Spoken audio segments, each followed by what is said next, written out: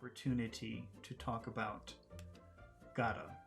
So what they say is have to. We have to get around this corner.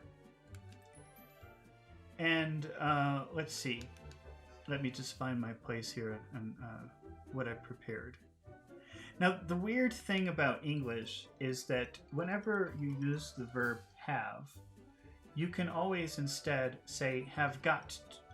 Have got. So you can say I have money, or you can say I have got money. It means the same thing. There's no difference.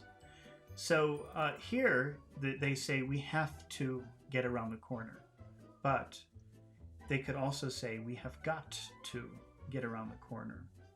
We've gotta get around the corner. Or really bad English, we gotta get around the corner.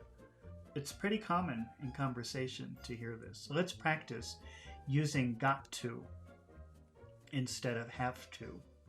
So let's see. Here's an example. Mary has to study for a test. Mary has to study for a test. Now, first of all, in spoken English, it would sound like this. Mary has to. Mary has to study for a. Mary has to study for a test. Mary has to study for a test. Mary has to study for a. Mary has to study for a test.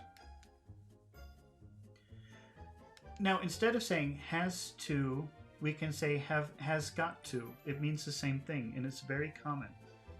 How will you change that sentence? Using have to. Mary has got to study for a test. It's the same. Mary has got to study for a test.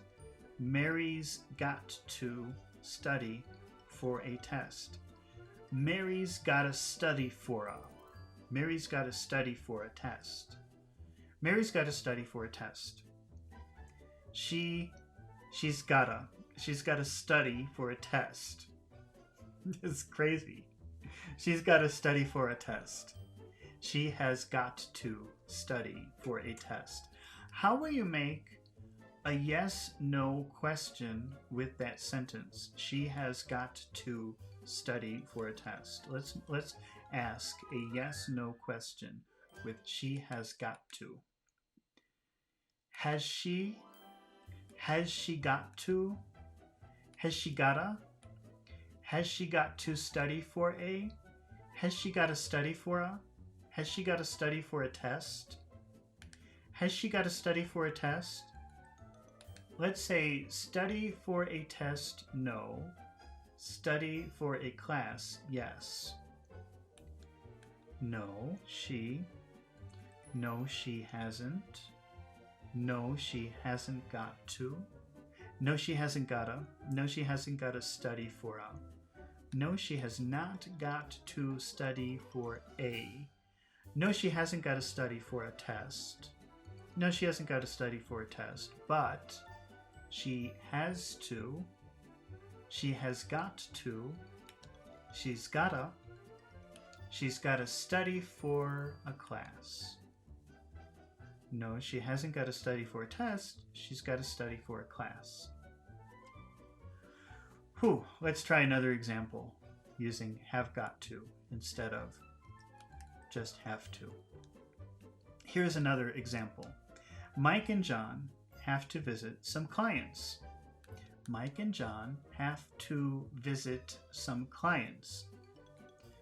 That's fine. You can say have to if you want, but it's very common that people will say have got to instead. That's just the way that English is. So let's change it. We have they have to visit some clients. Let's use have got to. They have got to. They have got to visit. They've gotta visit some clients. Or very bad English, they gotta visit some clients. That's so bad. I probably say that, but it's bad. They gotta visit some clients. They gotta visit some clients. How would you make a yes/no question with that sentence? They've gotta visit some clients. Have they? Have they got to? Have they gotta? Have they gotta visit some clients? Have they gotta visit some clients? Let's say clients, no. Family, yes. No, they haven't. No, they have not. No, they haven't. No, they haven't got to. No, they haven't gotta. No, they haven't gotta. No, they haven't got to visit. No, they haven't got to visit some clients. No, they haven't got to visit some clients, but they have got to. They've gotta. They've got to visit some family. They got to visit some family. No, they haven't got to visit some clients, but they've got to visit some family. No, they haven't got to visit some clients, but they've got to visit some family. All right. I think we'll practice that every time it comes up. That's a hard one for people. All right, let's keep going. Let's move on.